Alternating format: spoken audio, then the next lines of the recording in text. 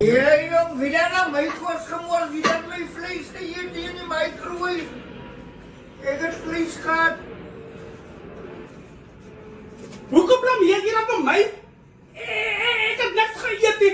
Alles wat ons jy's gebeur, blameer jy vir my. En aan jou moet jy ook seker verwag, dan is ook seker ek. Ek het nie gesê jy moet Boeta Sallies. Maar nou hoekom kyk jy aan vir my? Hoekom blink jou bek so?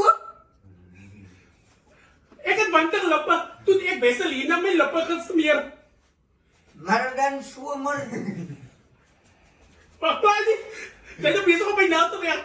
My maag is so lekker vol, laat ek maar liever gaan slaap.